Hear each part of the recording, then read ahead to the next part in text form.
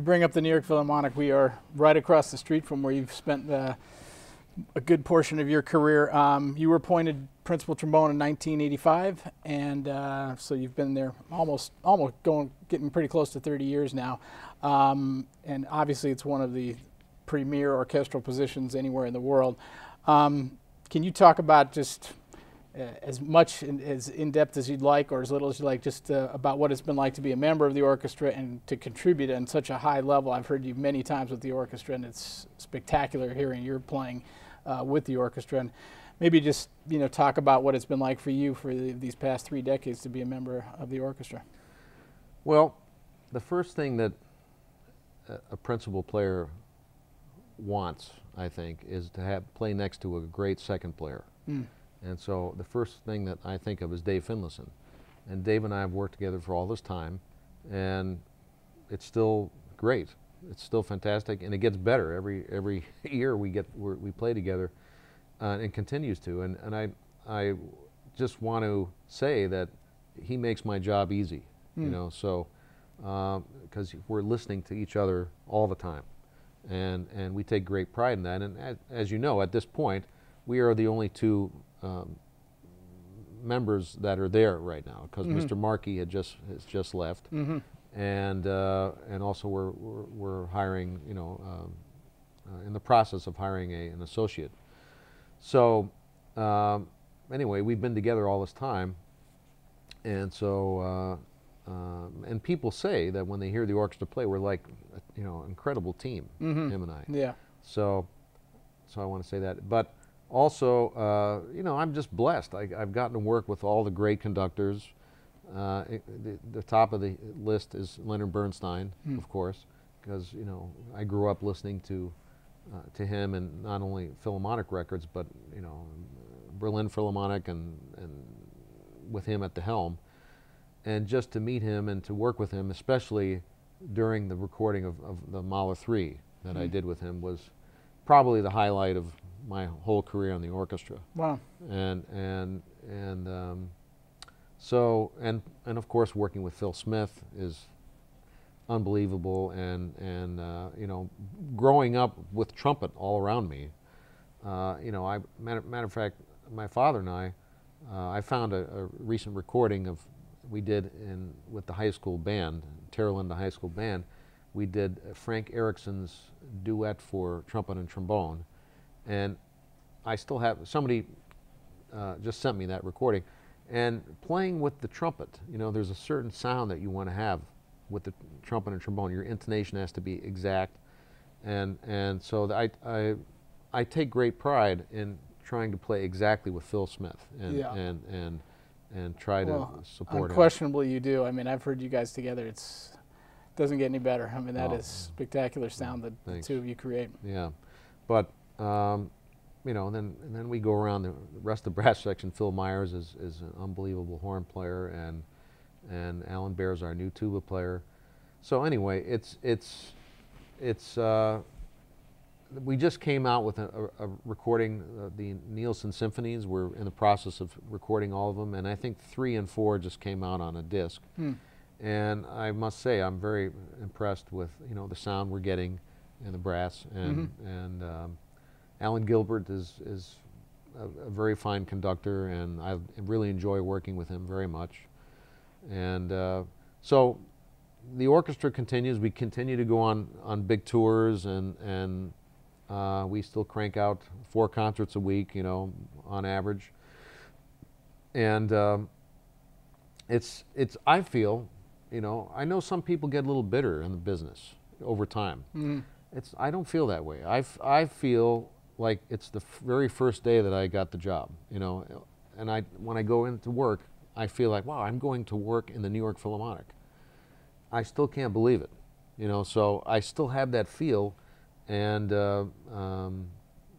I think you should always, for players who have orchestra jobs, you've got to remember the day you won the job and how thankful you were, and try to bring that into work every day. I think that's very important for longevity. Yeah, that's and fantastic. having the right attitude. Fantastic advice, and you can take that to any musician, you know. I mean, we don't all get to play in the New York Philharmonic, but we're privileged to be musicians and to get to play and do something that we love every day. You're absolutely right. Yeah. You've always struck me as a guy who has that kind of energy, that you're just fired up and you know, not only do you play great, but you're happy to be playing, and that's great. I mean, it's really inspiring. Well, thanks. I mean, yeah, every day is you learn something new on the instrument, you know, and there's so much to learn, you know. Even if you think okay, I've learned this, but what else can I learn too, you know? So and I think a lot of young players now, the top players, these new rank of players, I think they have the same attitude, and also there seems to be a very highly conscientious group of young players coming up. It's very refreshing to see. Absolutely. In addition to being the preeminent principal trombonist in the world, you've crafted a career as a soloist and as a teacher that are also second to none. Maybe we could start by talking about your solo career a little bit. You've released, I believe it's 14 solo CDs as a solo artist, something like that. That's a pretty large number. You've had a Pulitzer Prize winning piece written for you. The ITA, the International Trombone Association, has honored you for your work as a soloist and as a trombonist in the Philharmonic.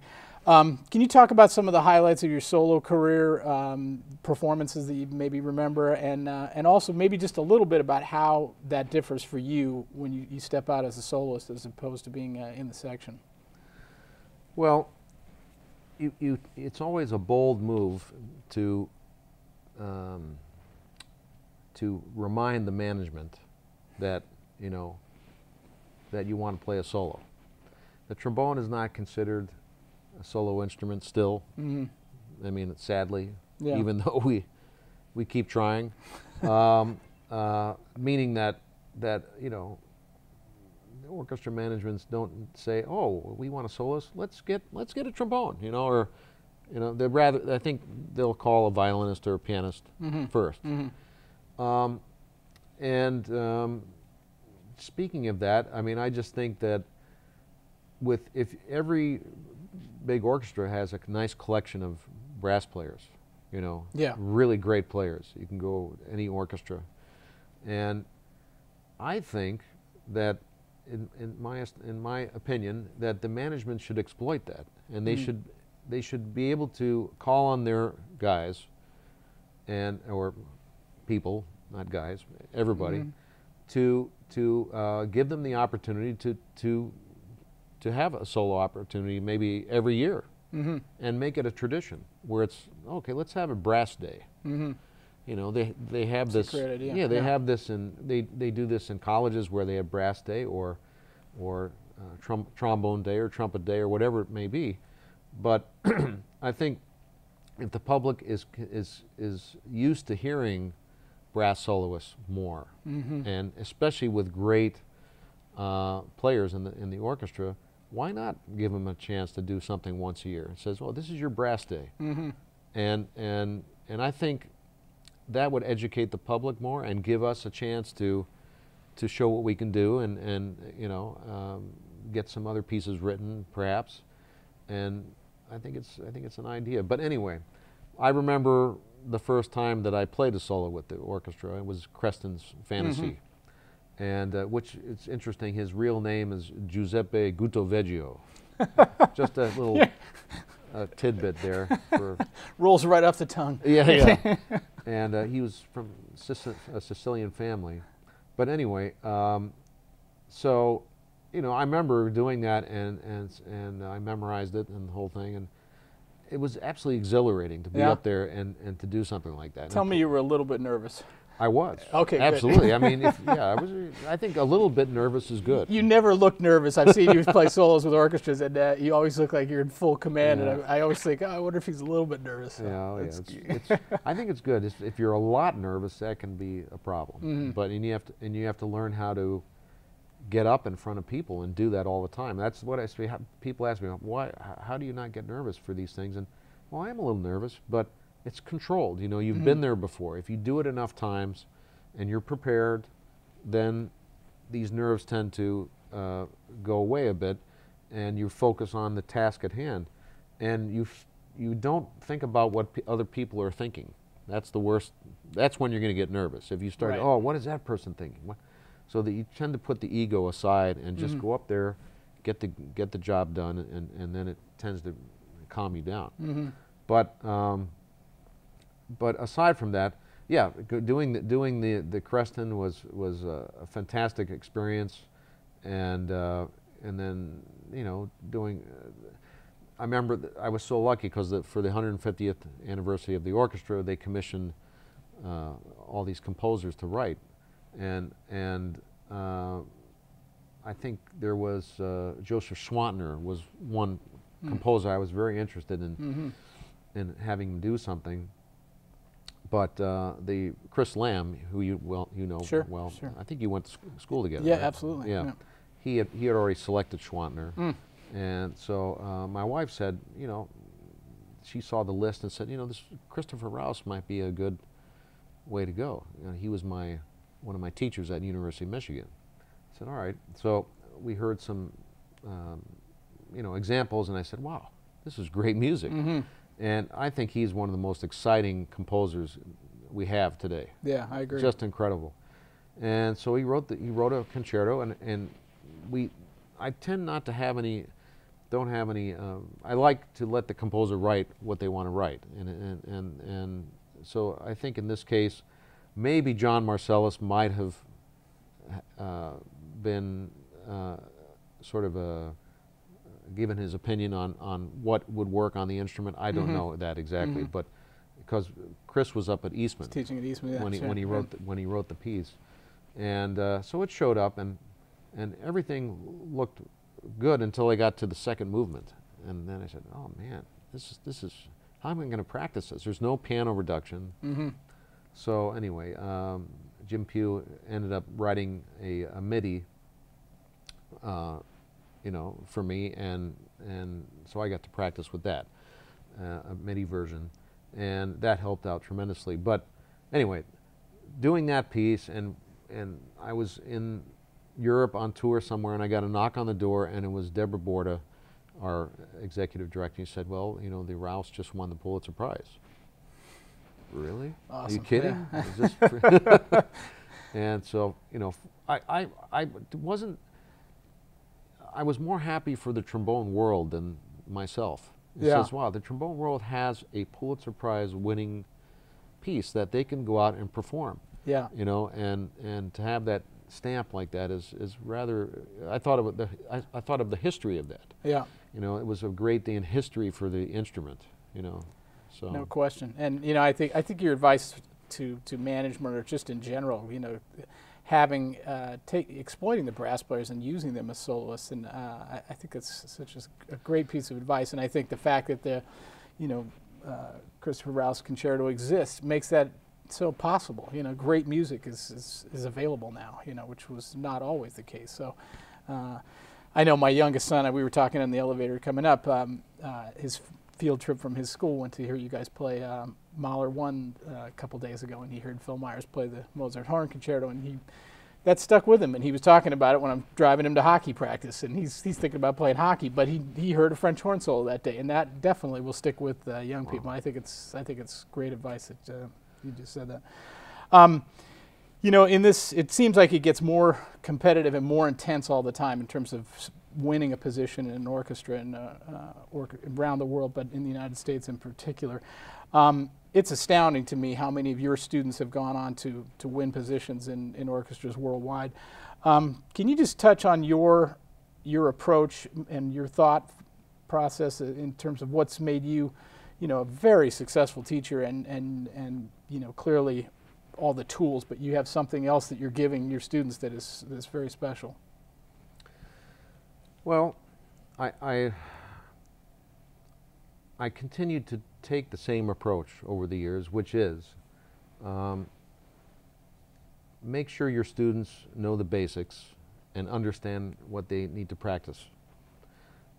That's the first thing, because you can't tell a student, okay, let's start working on excerpts when you can't play the instrument. So that being said, it's important to, and at Juilliard, you have to play excerpts every year. and they do that to place you in an orchestra. So twice a year, you have to play a orchestral placement audition. So the teacher is you know, forced, I think, to prepare their students and for those events. And so and as a matter of fact, the year starts off that way. You know, if a new student comes in, they have to play this placement audition after 2 weeks being at school. So it's a bit strange, you know, to prepare the student, maybe when they're not quite ready.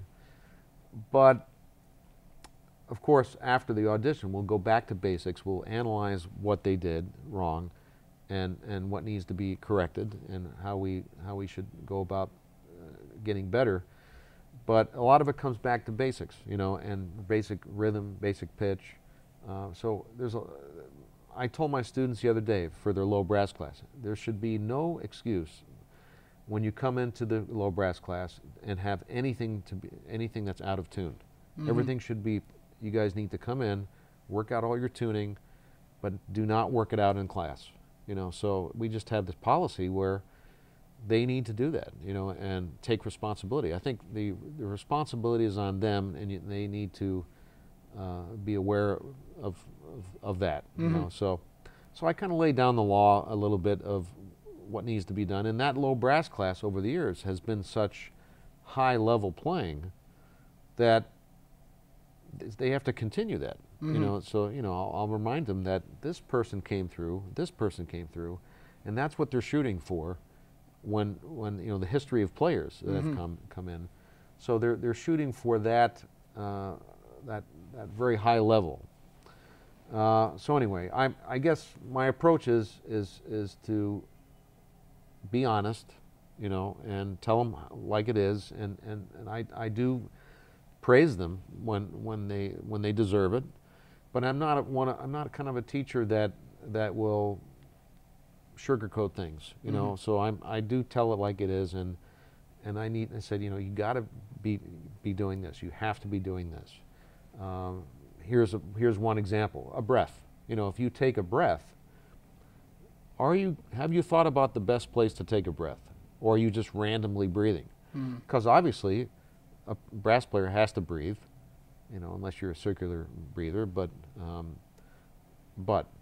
the general technique of playing a brass instrument is to take a breath, and you have to think about it exactly where that should happen. So I require all the students to mark in where they want to breathe, because they're telling me this is the best musical place to breathe. And then we talk about that, and we discuss it, and we say, you know, what about breathing here? What about breathing here? Did you think about that? You know, and something like that. There are technical challenges that some of my students are having right now, and you know, with the high register, for instance, one student, and we go back to mechanics, mechanics and supporting. And the other day we were working with one guy. You know, somebody said, and I agree, is the attack is not this, but it's the rebound.